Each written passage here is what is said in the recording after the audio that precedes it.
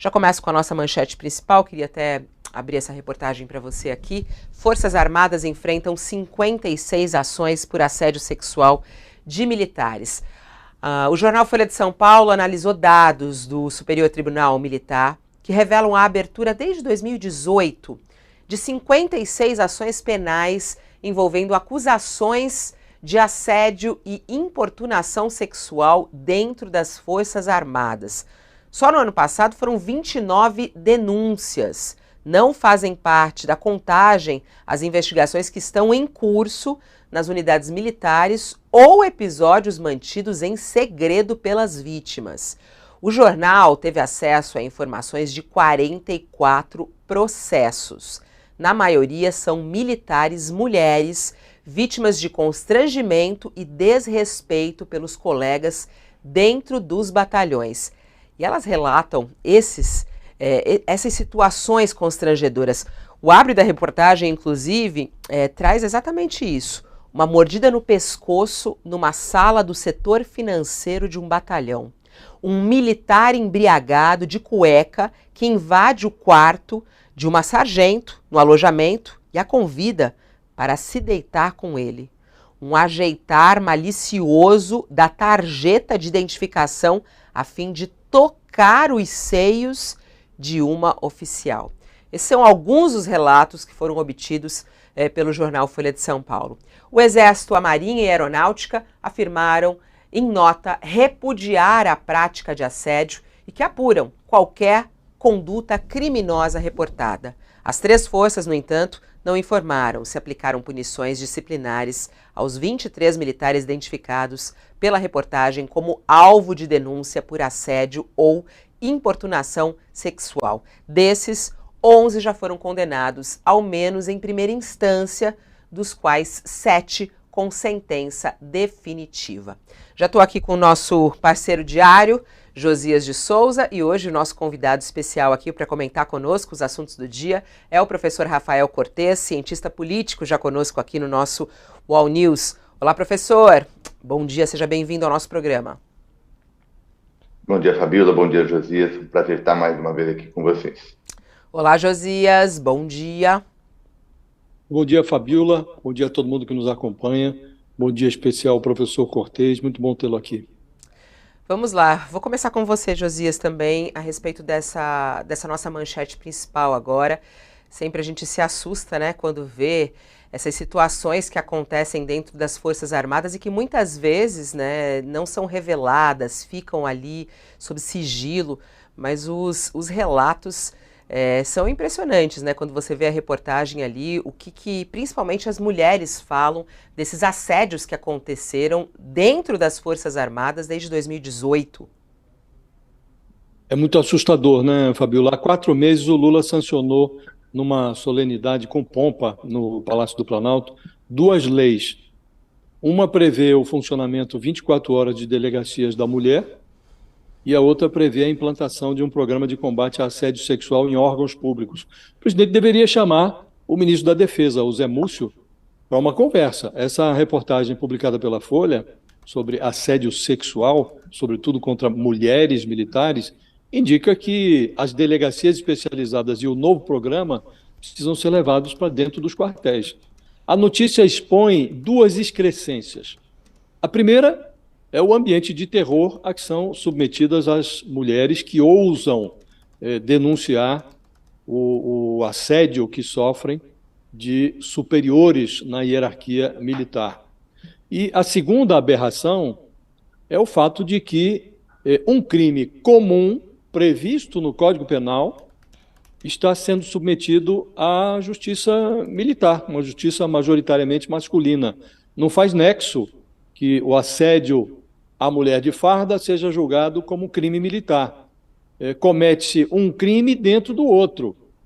Decisões judiciais manuseadas pela Folha e reportadas nessa notícia revelam vícios processuais, machismo, desconfiança das vítimas em relação às investigações internas das Forças Armadas. Aqui é preciso fazer um paralelo, Fabíola. Ao transferir para o Supremo Tribunal Federal as investigações contra militares envolvidos no 8 de janeiro, o ministro Alexandre de Moraes sustentou que a Justiça Militar não julga crimes cometidos por militares, julga crimes militares. Há uma distinção.